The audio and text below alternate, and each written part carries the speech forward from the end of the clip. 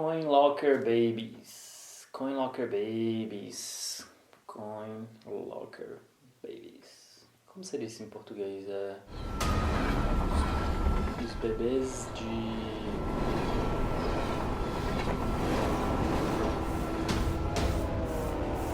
guarda-volumes.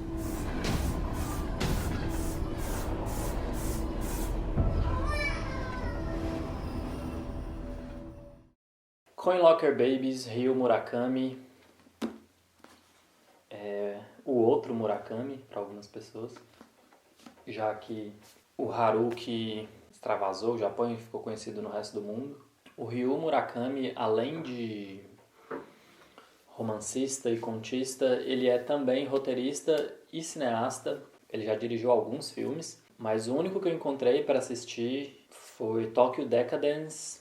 Ele não é tecnicamente muito apurado, mas é uma história que dá pra perceber que saiu dessa mesma cabeça que gosta de explorar a experiência humana um tanto pelo grotesco e pela violência e pelo sexo e por coisas que de uma forma ou de outra nos unem a todos.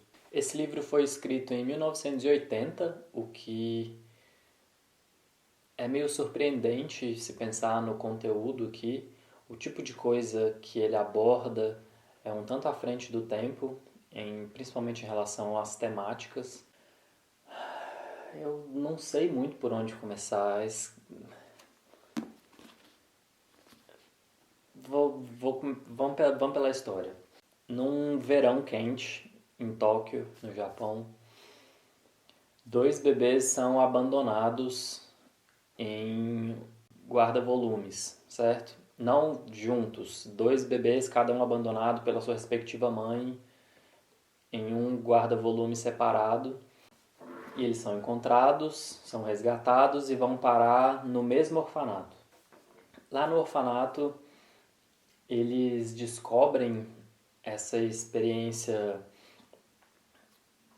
brutal, violenta, que eles têm em comum no passado deles. E eles se tornam inseparáveis, basicamente irmãos a partir daí. E eventualmente eles são adotados por um casal depois de passarem por um tratamento para lidar com os problemas psicológicos e emocionais que eles têm. Então, quando eles estão normais, eles são adotados juntos e começam a desenvolver a vida deles de criança e de adolescente com traços obviamente muito diferentes. Um deles é o Kiku, o outro é o Hashi.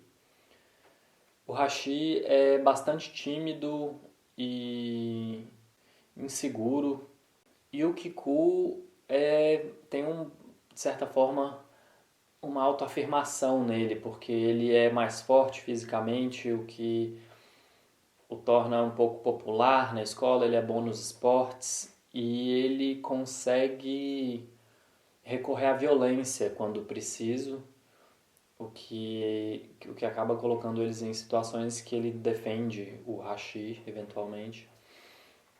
Eles têm personalidades muito diferentes e quando chegam numa certa idade eles se separam, o caminho deles se separa. O Hashi basicamente foge de casa, vai morar em Tóquio e se torna um garoto de programa. Ele se descobre gay, se torna um garoto de programa, enquanto o Kiku fica para trás, até quando ele e a mãe adotiva dele resolvem ir atrás do Hashi em Tóquio. A partir daí, a gente conhece uma outra personagem que entra na história, que é a Anemone, que é uma garota um tanto peculiar. Ela é muito bonita e ela é modelo fotográfica em Tóquio, mas ela não se sente bem nessa posição e ela tem um crocodilo de estimação. Ela entra na história, primeiro parece de forma meio descolada do resto, mas depois ela vai ter um relacionamento com o Kiku e vai fazer parte de todo o resto da trajetória, que aliás é uma trajetória considerável. O Murakami basicamente conta a história de vida desses 2 personagens, com alguns saltos temporais, e a trajetória dá muitas voltas, ela muda de direção algumas vezes, é muito difícil saber o que vai acontecer com eles desde o início e a cada passo. A imaginação desse cara é realmente surpreendente e a história foi para lugares inesperados algumas vezes. O Hashi, depois de se tornar garoto de programa, acaba se casando com uma maquiadora dele, porque ele se transforma num astro da música pop no Japão.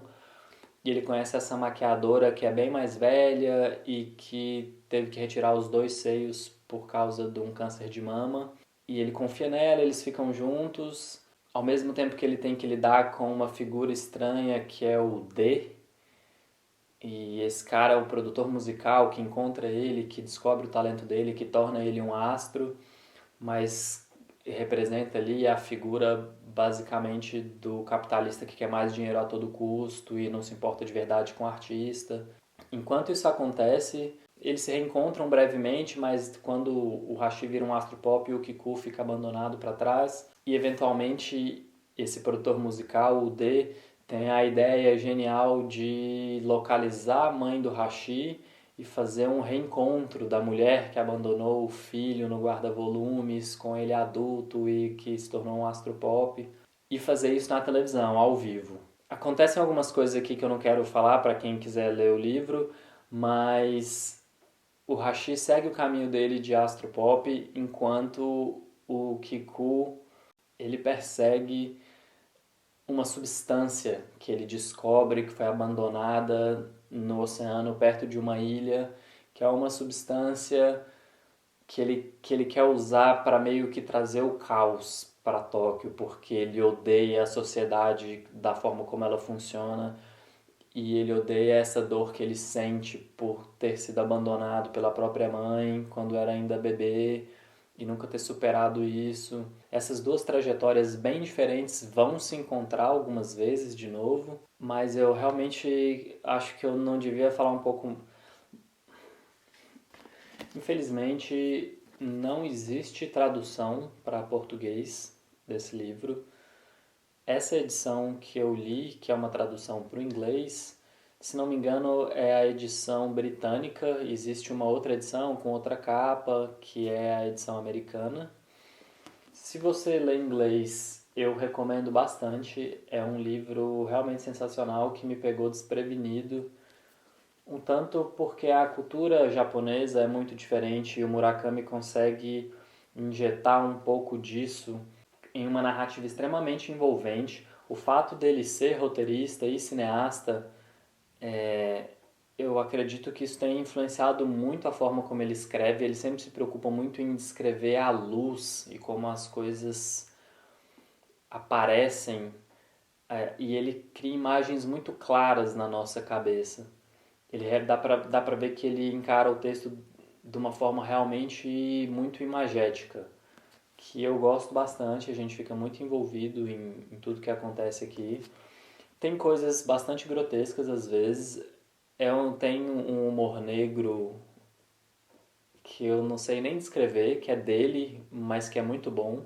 Se é o tipo de coisa que você se interessa, talvez você goste disso. Eu sei que tem um pessoal que assiste o canal que simpatiza com a ficção transgressiva aí do Chuck Palahniuk, do Irving Welsh, e de livros como Psicopata Americano, Laranja Mecânica. Se você gosta de tudo isso e lê inglês, eu recomendaria esse livro para você.